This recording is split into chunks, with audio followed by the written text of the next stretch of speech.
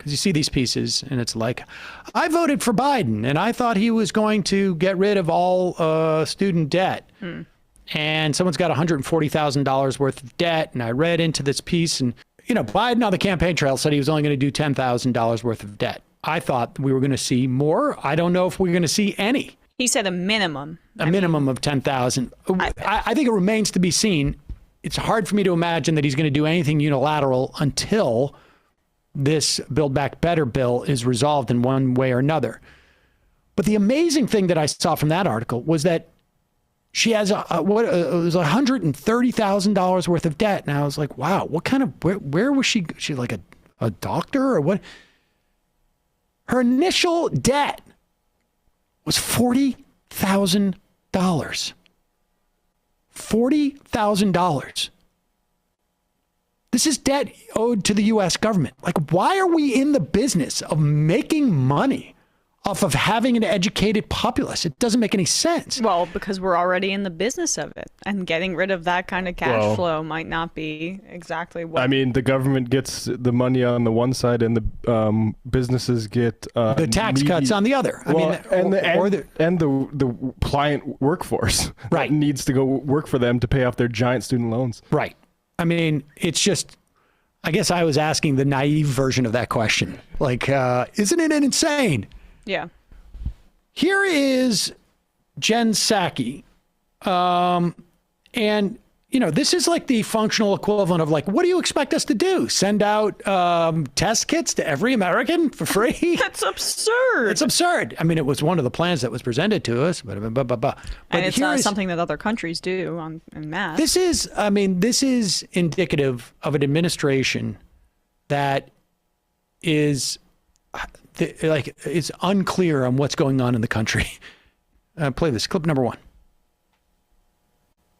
An administration considering extending that student loan payment pause? I know there's, if not, besides legislation that probably won't pass, what are some of the options that can help these people?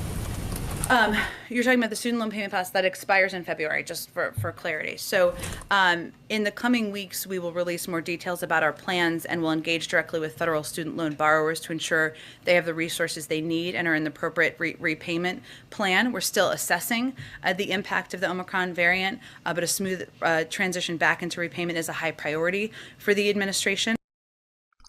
It's a high priority for the administration to get back into like ending the pause. I mean, a smooth transition back into ending the pause. What does that mean? I mean, it means like, we're gonna, we'll give people plenty of notice. You're going to get it like 60 days and you're going to start to pay again. Yeah. I mean, it means we want to make sure they know that it's their fault if they don't pay when we restart this. We will smoothly put the albatross back onto your neck. But here's the other thing, just as a political matter. Like, I saw somebody, there was some headline too that was something like, all I know is, maybe it was a tweet.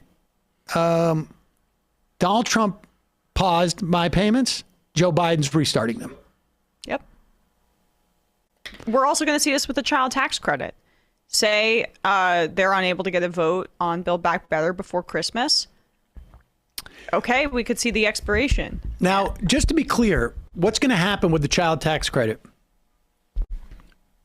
The one of the changes in the COVID relief bill was that these child tax credits were going to go out. Not only they were expanded in terms of dollars, but they were going out on a monthly basis instead of one lump sum payment at the end of the year or when you get your taxes back.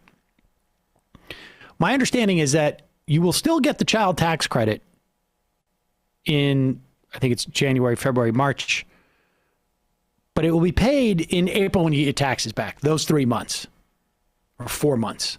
And then it goes back down to normal times.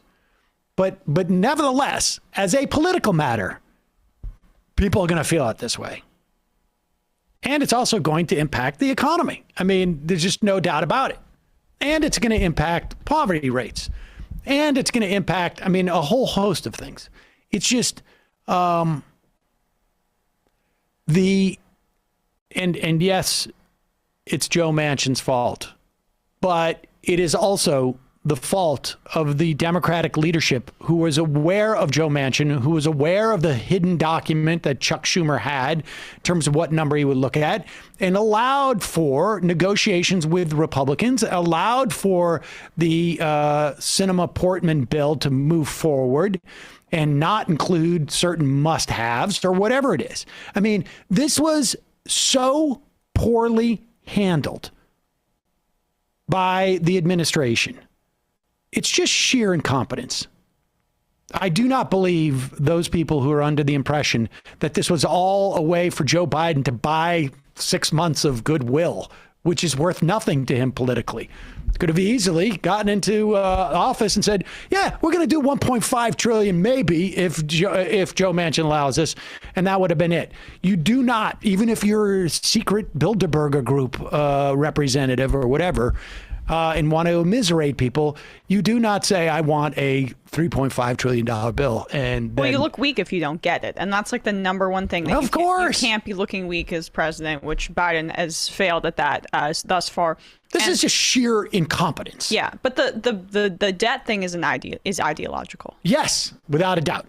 The debt thing is Biden has, throughout his entire career, seen debt as a disciplinary tool. And he has been a proponent from the bankruptcy bill on and before and after as well of using debt in this fashion as a way to you don't want to create a moral hazard. You keep a certain segment of the population in line.